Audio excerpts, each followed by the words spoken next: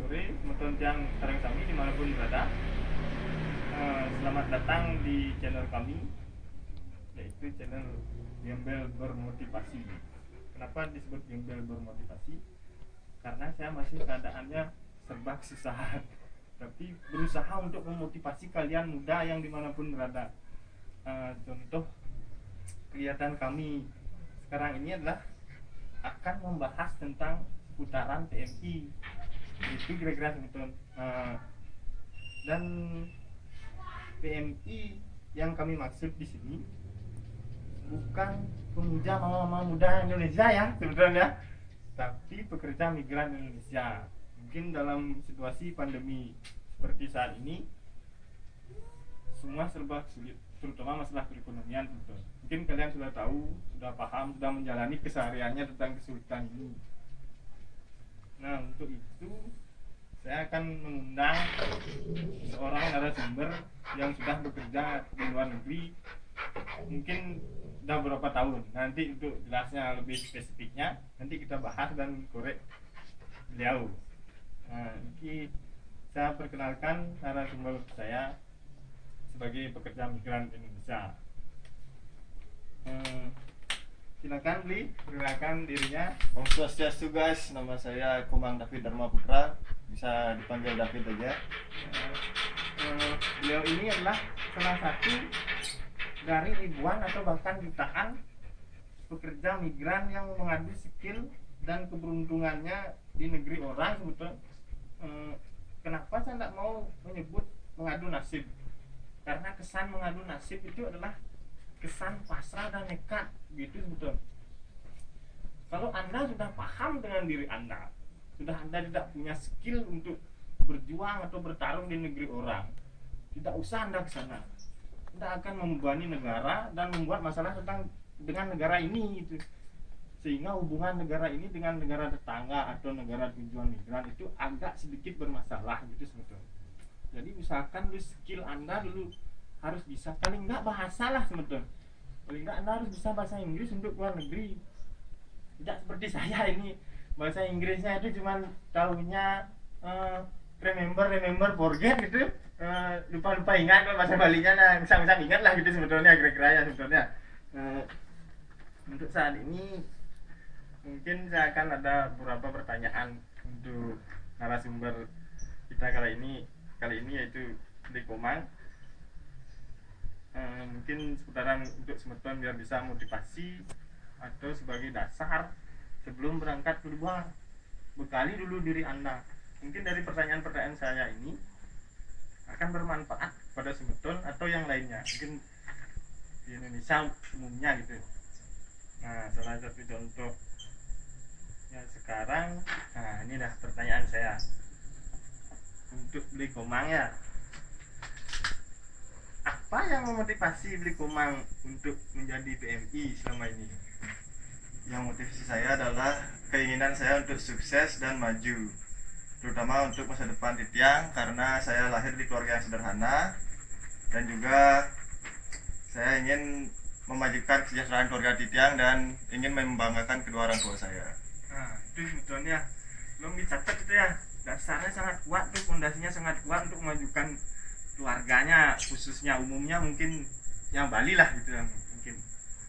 Nah, seperti itu baru dasar. Kalau sudah punya dasar kuat, mungkin untuk step-step selanjutnya lebih mudah gitu. Mungkin bisa aja.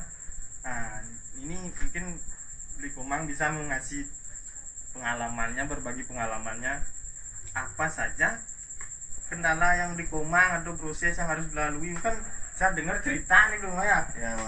Ternyata susah sekali untuk bisa bekerja, apalagi seperti Bli Komang ini kerjanya dia di darat gitu loh. Kalau mungkin di kapal pesiar mungkin agak lebih gampang ya sebetulnya. Ini yang saya sebutkan kali ini, Bli Komang ini bekerja di darat gitu.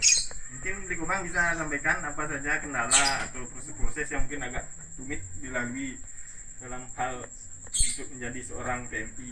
Ya. Yang pertama tentunya harus ada lowongan, dan setelah itu akan ada proses interview, di mana interview yang saya lakukan sudah saya lakukan bisa dibilang beberapa kali karena saya pernah juga gagal, dan ya akhirnya saya berhasil kira-kira di interview yang keempat. Dan juga setelah proses interview itu saya juga harus mengurus visa, di mana saya harus ke Surabaya ke US Embassy untuk mengurus visa saya. Mungkin seperti itu, mungkin Untuk tahap awalnya seperti itu. tahap awal mungkin bisa jadi pertimbangan seperti Iya. itu, mungkin bisa menyiapkan diri sebelumnya biar nggak ujuk-ujuk langsung ke sana, nanti kan bolak-balik jadinya betul, biar Dan ini juga modalnya itu lumayan besar, Pak Dek. nah, kalau bolak-balik itu kan biaya di jalan tuh beli komanya. Oke, kira-kira begitu sebetulnya. Jadi kalau bisa menyesuaikan gitu, kemampuan, keinginan tolong disesuaikan gitu. Mungkin seperti itu mungkin maksudnya gitu. Nah, setelah itu kan sudah jadi PMI itu ya, sudah seperti itu. Sudah berapa lama beli komang jadi PMI-nya? Saya menjadi PMI hampir 5 tahun, di mana saya baru pulang dari Amerika itu pada tanggal 18 Januari kemarin. Jadi aman dari Nah, virus corona nih kan. nah, itu dah sebetulnya. Jadi beli komang ini datang sudah bulan Januari, sebelum pandemi ini menyebar luas di Indonesia. Jadi beliau mungkin sudah di tes kesehatan di sana sebelum diberangkatkan pulang ke sini, karena corona juga belum sampai di Amerika ya waktu itu. Belum ada. Nah, Cuman baru di Wuhan. nah itu dah. Jadi tidak perlu dikarantina lagi biar tidak salah persepsi. Sebenarnya saya melakukan interview, bukan interview sih ya, biar nggak salah. Mungkin meet and greet gitulah bahasa biar lebih mesra, atau ngorde gitulah, ngorde mungkin bisa sebagai masukan mungkin nanti ke depannya gitu. Nah, itu. Nah, pertanyaan selanjutnya nih di kemana? Pekerjaan awal yang beli komang kerjakan di sana itu untuk meniti karir selama 5 tahun kan berubah-berubah ya, nggak di satu tempat aja gitu. Itu loh sebetulnya. Jadi kadang kita ya kalau kita ke sana ke negara tujuan, anggapnya contoh beli komang NK di Amerika. Jadi dia menuju ke restoran A gitu. Tidak selamanya bakalan berkarir di sana begitu sebetulnya. Nah, mungkin sekarang dijelasin sama beli komang ya seperti apa perjalanannya beliau dari awal ke sana sampai 5 tahun terakhir ini. Ya, silakan Bli Komang. Yang mau saya sampaikan dulu itu, kalau kita udah di Amerika itu lowongan pekerjaan sangat banyak, sangat berbeda sekali seperti di Indonesia. Apalagi yang khususnya memiliki skill dalam memasak, menjadi pelayan atau waiter atau waitress, dan juga para barista atau pembuat kopi. Awal mula saya berkarir di sana adalah sebagai wine steward atau bahasa kerennya sommelier selama 1 tahun, dan saya beralih profesi ke restoran Jepang di mana saya menjadi sushi chef untuk sisa karir saya di sana. Ya. Dan apalagi Pak Dek? Untuk Nanki sebetulnya ini agak sensitif sifatnya sebenarnya sebetulnya untuk pertanyaan saya kali ini. Nah, bukannya kami pamer. Pertanyaan yang kali ini mungkin seperti yang sudah yang ucapkan tadi agak sensitif sedikit. Untuk beli komang di sana mungkin beli komang bisa ceritakan nih, betul juga biar bisa ada bayangan. Pertama kali beli komang di sana itu bekerja di mana, pendapatannya berapa, dan sampai pindah kemana gitu kan. Pasti perpindahan pekerjaan itu pasti kan mungkin mungkin masalah kenyamanan ya sebetulnya, mungkin kedua pasti finansial, tidak mungkin lepas jauh-jauh dari itu sebenarnya untuk 2 hal ini, untuk masalah pendapatan ini gitu. Ya mungkin Bli Komang bisa jelaskan untuk pertanyaan yang itu. Ya. Pertama kali saya bekerja di sana sebagai sommelier, saya mendapatkan gaji kira-kira 3.000 sampai 3.500. Itu pun tergantung berapa banyak saya menjual wine dalam 2 minggunya, karena di sana setiap paycheck itu atau payment day itu datang setiap 2 minggu sekali. Dan juga setelah 6 bulan kira-kira saya bekerja di sana, saya mengenal banyak sekali orang Indonesia ternyata bekerja di sana, dan mereka juga kebanyakan bekerja di sektor restoran Jepang. Dan saya lihat di sana juga penghasilannya sangat lumayan besar, jadinya saya pindah setelah 1 tahun bekerja sebagai sommelier, saya pindah ke Texas sebagai sushi chef. Di sana saya belajar dari orang Bali juga, dari Beleleng ya. Namanya Bli Deputro, mungkin kalau Bli Deputro nonton mungkin bisa beliau ya sih. Tolong di subscribe juga di like atau komen-komennya lah gitu mungkin. Di sana saya belajar sebagai sushi chef itu nggak lama, kira-kira 1 tahun saya udah bisa jadi sushi chef, dan penghasilannya juga lumayan hingga $4.000 per bulannya. Jadi setiap 2 minggu itu $2.000 itu sebetulnya kira-kira. Nah di sini bukan kita mau pamer atau mau gimana, mungkin agak sedikit sombong lah gitu. Ya itu cuma buat motivasi aja untuk kalian yang masih berjiwa miskin, mental miskin, hanya bisa seperti ini ya, mungkin itu bisa jadikan bahan $4.000.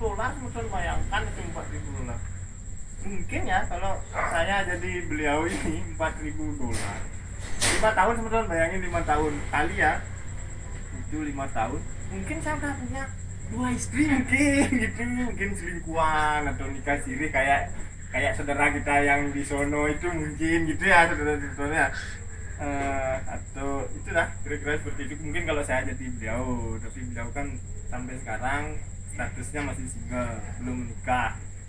Nah untuk para cewek-cewek yang di luar sana, kalian bisa nih cek atau kepo gitu sama Bli Komangnya gitu, apa kira-kira yang sudah dipunyai dengan gaji $4.000 selama 5 tahun gitu, betul. Tapi ingat juga istilahnya sanggup nggak menjadi istri seorang TNI atau pendampingnya, atau memenuhi kriteria nggak gitu loh, betul. Pusing memenuhi kriteria, kalau tak memenuhi kriteria ya saya campur sedikit bahasa Bali sih, agak emosional saya untuk masalah hal-hal seperti ini gitu. Kadang kan ada cewek-cewek tuh udah gimana tapi seleranya gimana gitu sebetulnya. Saya tak mau jawab gimana-gimananya itu, sebetulnya yang nanti jawab tuh gimana-gimana itu nanti jawab aja sendiri. Nah paling enggak seperti itu. Kalau ada minat, ada apa, silakan hubungi jauh di sini ya, ada nanti WA nya atau hubungi saya boleh gitu. Tinggal seharinya itu, sehari itu ada singkatannya itu, sedikit-sedikitnya 100.000 itu biar masuk lah itu pembelian kuotanya biar masuk itu. Nah gitu. Nah untuk pertanyaan selanjutnya mungkin di komen sedikit menceritakan ya, kan kehidupan 5 tahun tuh enggak sebentar sebetulnya, lama itu 5 tahun. Kalau kredit mobil udah lunas di 5 tahun itu ya. Kan perbedaan budaya, kultur, kebiasaan kita di sini sama Jawa kan jauh perbedaan mungkin, atau makanan mungkin memang merasa. Nah untuk hal itu gimana kira-kira Bli Komang pengalaman? Ini sekedar fun aja istilahnya, pengalaman penyesuaiannya Bli Komang di sana gitu. Ya kalau masalah makanan, kalau nasi di sana itu mahal pada ya, kalau beras itu mahal ya. Kalau di sana makanan Asia kayak makanan bakso itu, kalau dibilangnya makanan Vietnam itu pho, di sana juga lumayan mahal dan terbilang fancy lah atau berkelas. Sedangkan kalau di Indonesia makanan di sana yang berkelas kayak KFC, McD gitu, dan pizza. Kalau di sana itu makanan biasa lah sehari-hari. Ya. Kalau ini kira-kira gitu ya, kalau orang makan McD atau KFC atau pizza kelasan gembel mungkin di sana ya, mungkin gitu ya, biasa aja lah. Nah, kalau di sini kan di biasa sini, itu dianggap makanan mewah. kaum elit ceritanya makan itu betul. Nah bayangin tuh. Nah yang lain mungkin memang mungkin kebiasaan apa yang lazim di sini yang enggak lazim di sana gitu kira-kira. Ya kalau di sana tuh dibilangnya ngentut itu atau kentut itu lebih sopan daripada bersendawa. Gimana? Ini mau tahu ngawang bolon. Ya kalau itu bersendawa itu sangat nggak sembarangan sopan. sini kalau orang Indonesia seperti itu dia gitu. Karena kebiasaannya itu seperti itu. Ya apalagi kalau meludah sembarangan itu sangat tidak sopan sekali di sana. Iya, itu biar paham kira-kira betul yang mau berjuang ke sana dari orang gitu. Kira-kira seperti itu betul. Nah terakhirnya ini juga agak-agak sebenarnya pertanyaan, agak takut saya bertanya gitu, cuma mau nggak mau ini masalah kesejahteraan soalnya nih. Di sini kan ada BLT ya, tapi itu cerita apa benar saya nggak tahu juga gitu, karena ada yang dapat ada yang enggak gitu masalah BLT itu. Nah itu mungkin urusannya yang berwajib ya, istilahnya yang berenang gitu. Saya juga nggak tahu sebagai rakyat kecil kan nggak tahu seperti itu. Tapi BLT itu seperti mimpi. Kadang kita melihat, tapi hanya fantasi itu loh sebetulnya. Ya, teman-teman boleh cek realitanya gimana gitu. Nah, untuk di Amerika ada untuk BLT penanggulangan pandemi COVID ini kemarin kira-kira bisa dijelasin sama teman-teman di sini. Ya, menurut informasi yang saya dapat dari teman yang masih bekerja di sana sebagai PMI, ya mereka mendapatkan uang sebesar $200 per minggunya, Pak. Ya. Dan untuk saya sendiri yang sudah berada di Indonesia sekarang, saya mendapat kiriman dari presiden atau ekonominya di sana lah yang berwenang di sana. Finansial lah itu ya, masalah ya. penanggulangan. Saya mendapatkan cek sebesar $1.300 atau $1.200, maaf. Ya, $1.200. Dan ya. Kira-kira begitu sebetulnya, beda kesejahteraan negara itu beda-beda gitu. Kalau mungkin hidup di sana mungkin. Tapi mungkin untuk di sana nominal itu menurut Rikoman gimana rasanya? Untuk 1.200 untuk kehidupan di Amerika gitu. ya, kalau untuk makan sih cukup, Pak. Ya, sekedar makan. Sama kayak di sini ya, yang dana 600 itu kira-kira kan cukup makan sebulan. Tapi untuk seorang kayaknya itu, dan itu pun makannya mie telur itu sudah paling enggak bulan lah itu di ujung-ujungnya gitu. Nah jadi di sana kalau BLT di Amerika itu seperti yang di Komang Soleh itu dibawa di sini untuk 3 bulan, saya rasa sih cukup untuk satu keluarga itu pokoknya. Ya, untuk keluarga sih cukup. Nah, untuk kehidupan di Bali ya, di Indonesia gitu. Nah sementara itu aja sebetulnya dulu ya, mungkin kurang lebihnya atau gimana rasanya kalau ada kata-kata yang salah dari kita juga, dari Komangnya juga kalau ada kata-kata yang salah ya kita minta maaf. Mungkin ada yang merasa tersakiti mungkin gitu, seperti cewek-cewek tadi itu dia merasa gimana gitu, mau tapi malu gitu, seperti itu modelnya. Gimana, apa namanya itu ya kira-kira ya mungkin bisa jawab sendiri lah betul apa namanya itu. Nah itu dah, mungkin saya minta maaf untuk kiranya segitu aja informasi dari kami. Nah, saya dan Riko mungkin sudah cukup waktunya segitu. Mungkin di next video kita akan sambung lagi, mungkin tentang hal-hal yang lain, tapi yang jelas tetap memotivasi dan gali diri Anda. Misalkan Anda menjadi multi talenta saat seperti ini, kerjakan apa yang Anda kerjakan. Contohnya aja dulu seorang manajer, sekarang dia jualan di pinggir jalan, atau mungkin di Komang mungkin dia sudah dapat dana BLT-nya mungkin untuk memulai usahanya di sini untuk menyambung kehidupannya itu yang bagaimana. Mungkin aja atau cuci motor, kita door to door gitu loh, masuk ke rumah orang untuk menawarkan mau nggak ada cuci motornya sama orang-orang sekalian gitu. Siapa tahu kan ada mama-mama muda gitu yang lagi tren sekarang, siapa tahu kan ya dengan lingkungan seperti ini. Coba lihat, cuma perhatikan. $4.000 betul. Sudah kira-kira. Nah kira-kira segitu aja dari kami. Kalau ada kata-kata yang salah saya mohon maaf. Untuk dari video ini mungkin yang lain bisa bantu untuk pengembangannya, di like, subscribe atau di share, mungkin loncengnya itu boleh di ini mana ya? Gimana ya enaknya. Nah pokoknya ya ngerti lah itulah kira-kira, biar bisa berkembang kami dan berkreasi lagi, supaya bisa memotivasi